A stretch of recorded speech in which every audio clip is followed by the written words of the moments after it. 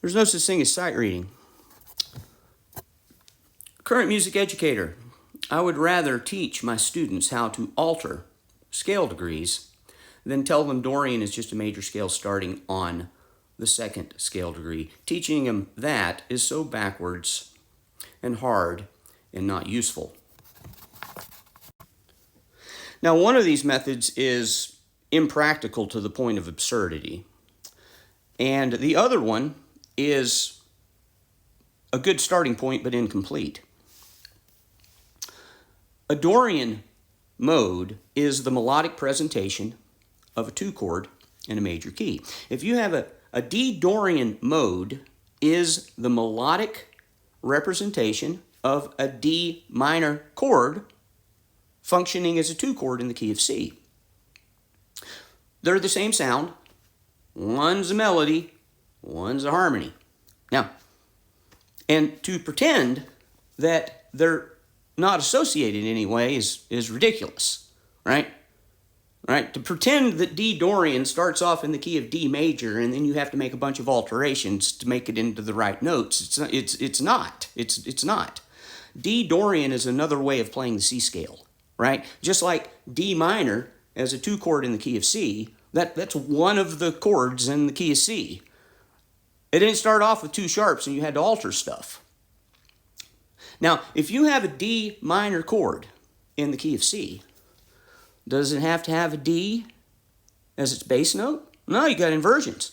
You can have an F in the bass, you can have an A in the bass, but it's still going to sound like D minor. Your ear is going to still hear the D as being the important note because of the surrounding context.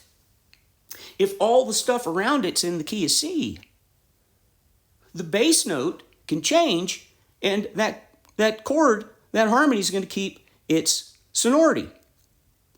Now, so if the D chord can have inversions, and it doesn't have to have the D in the bass, well, you have the equivalent in regard to modes. Playing a C major scale starting on D is just one of the ways that you can make key of C sound like D minor. Now, if I have melodic material with no sharps, no flats, and there is a D minor chord being played in the background, that melodic material does not have to start on D, right? My first note can, if I have melodic material with no sharps, no flats with a D minor chord in the background, it starts on F. That's not going to sound like a Lydian. It's still going to sound like a D Dorian sound. It's going to sound like I'm starting on the third of the harmony, right? Now, just because I'm starting on D doesn't mean it's going to sound Dorian either. If I play a C major scale starting on D, but there's a G7 playing in the background, well, that's going to sound like G Mixolydian. It's going to sound like dominant starting on the 5th. The context matters. Now, if I have in measure 1 melodic material or harmonic material representative of an A7 chord, and then in measure 2 I have a melody with no sharps, no flats, that A7 chord in measure 1 is going to want to resolve to the D in measure 2. So no matter which note I start on in measure 2, it's going to still sound like D minor when I get to measure 2 because that A7 in the first measure leads my ear to the D, even if there's no D present. If I have A7 material in measure 1, and in measure 2 I just have an F, the note F, that's not going to sound like F major. That's going to sound like I resolved to the third of the minor chord. You don't even have to have the D, your ear will fill in the blank. Now, if I have melodic material in the key of C, and I add a chromatic passing tone, a non-harmonic tone. That's a note that's not part of the scale. It's there as an ornamentation. If I add a chromatic passing tone between the C and the D, if I had a C sharp between there, now when I'm playing eighth notes, my first note, my downbeat note can be a D, can be an F, be an A, be a C. And because of that chromatic passing tone, it's going to move the notes over one notch. So all of my downbeat notes are going to be D, F, A, and C. It doesn't matter if I start what my starting note is. This doesn't make any difference. It's going to sound like that minor 2 chord. And if I start on the upbeat or add a secondary chromatic passing tone, I can even start on one of the upper extensions, and it's still going to sound like D minor. It's going to sound like a 2 chord in the key of C. So there's lots of ways to make melodic material sound Dorian other than your starting note. But to pretend that all D modes start off in the key of D major, and then you have to memorize which notes to change to turn them into the correct notes, right? Or one of the things I see a lot of the college programs do, to get D Dorian, they tell you to start off with D natural minor and alter the 6th, but then to get D natural minor, they tell you to start off with D major.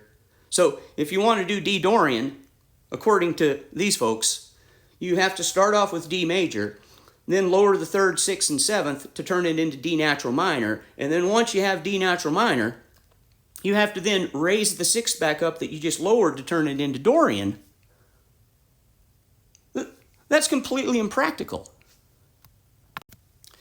So to pretend that all D chords start off in the key of D major, and they have 2 sharps, and then you're supposed to memorize which notes to alter to turn them into the correct notes, and then to pretend that all D modes start off in the key of D major, and then you have to rote memorize which notes to alter to turn them into the correct notes, is impractical to the point of absurdity.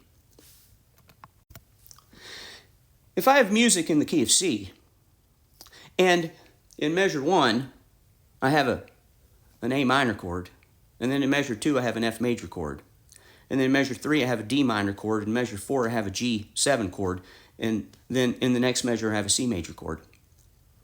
Am I supposed to think of the A minor chord in 3 sharps and then memorize which notes to change? And then in measure 2, switch over to 1 flat for the F chord and then memorize which notes to change? And then in the next measure, switch to 2 sharps and then memorize which notes to change? And in the next measure, switch to 1 sharp and then just memorize which notes to change? And then in the next bar, now I'm finally in the key of C, and I'm supposed to pretend that all, or can I just do them all in the key of C? Which one's more practical? So D Dorian is just another way of playing the C scale, and you're finding a way to play it to make it representative of the D minor 2 chord, which is just another one of the chords that are in the key of C. And to follow this alteration approach, right? I mean, could you do it? Yeah, you can do it. It will get you the answer right on paper, but there's so many steps in the process and so much memorization and so many variables when you add in things like inversions that it's completely impractical. It'd be like trying to buy a car and pay for it with jars of pennies. My name's Mark Dooley. I've been a private music teacher for 36 years, focused on practical theory and music literacy. If you'd like to hear more, follow me. If you'd like lessons, contact me. If you can learn how to read words, you can learn how to read music.